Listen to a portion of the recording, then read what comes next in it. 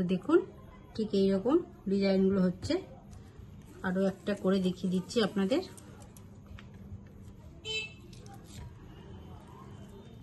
এই দেখুন ঠেকুয়াগুলো আমার ভাজা হয়ে গেছে, সুন্দর লাগছে তো দেখুন, আর কতটা কড়া হয়েছে বুঝতেই পারছেন।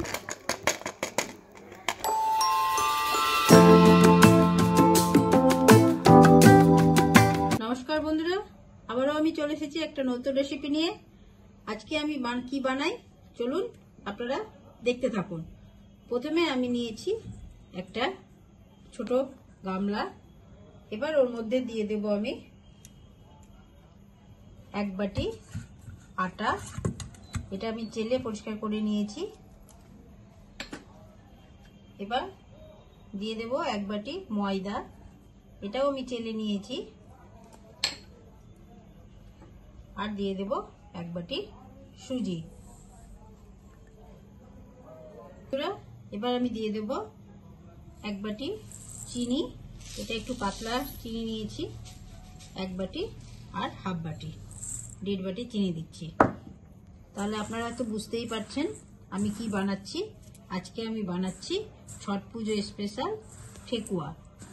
ছট পুজো তো হয়ে গেছে, কিন্তু ঠেকুয়া খেতে তো সবাই খুব ভালোবাসে, আর তাই আমি ভাবলাম আজ কিছুটা ঠেকুয়া বানানো যাক। ঠেকুয়া খেতে সবার খুব পছন্দ, বাড়িতেও সবাই খুব ভালোবাসে, আর আমরাও খুব ভালোবাসি। আর আপনাদের সঙ্গে ভাবলাম রেসিপিটা একটু শেয়ার করে নিই, তাই আজকে বানিয়েই ফেলছি। তো বন্ধুরা, এবার আমি দিয়ে দেব দেখুন হাফ বাটির একটু বেশি নারকেলের গুঁড়ো। আমার কাছে এটা ছিল, আমি সেটাই দিচ্ছি। আপনাদের কাছে যদি নারকেল থাকে তাহলে নারকেল সেটা কুড়িয়ে দিতে পারেন। দেখুন নারকেল গুঁড়ো দিলাম। এবার আমি দিয়ে দেব একটু মৌরি, এটা দিলে বেশ মুখে পড়বে, খেতে ভালো লাগবে। আর ময়ামের মধ্যে দেব দেখুন আমি নিয়েছি ঘি, এই 2 চামচ মতো একটু ঘি দিলাম, তাহলে এটা টেস্ট বেশি হবে আর সেন্টটাও পাওয়া যাবে। তাই এবার আমি এটা খুব ভালো করে সবটা মিশিয়ে নেব, মিশিয়ে নিয়ে আসছি। তো বন্ধুরা দেখুন আমি মেখে নিয়েছি, একটা ডো তৈরি করে নিয়েছি দেখুন এরকম শক্ত। এবার এটা আমি ছোট ছোট করে লেচি কেটে নেব।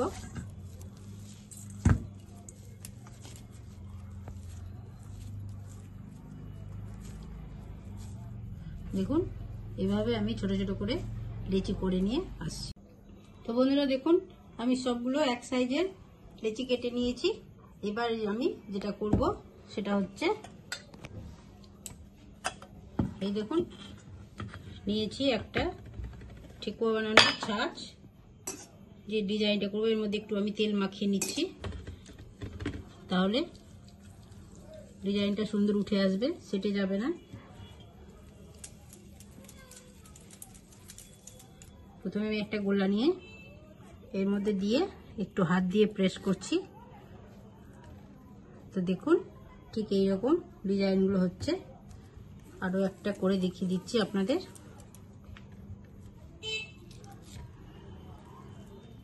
এই দেখুন।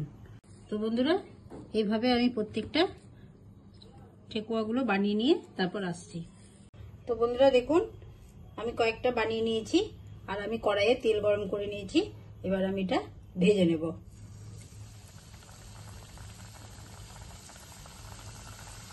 এটা একটু আঁচ কমিয়ে কমিয়ে ভাজবো, তাহলে ভেতরটাও ভাজা হবে।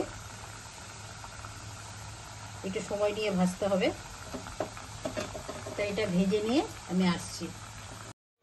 তো দেখুন বন্ধুরা আমি ঠেকুয়াগুলো ভেজে নিয়েছি, দেখুন কি সুন্দর হয়েছে, ভালো লাগছে না? আর অনেকটাই খাস্তা হয়েছে, বুঝতেই পারছেন খুব টনটন আওয়াজ হচ্ছে।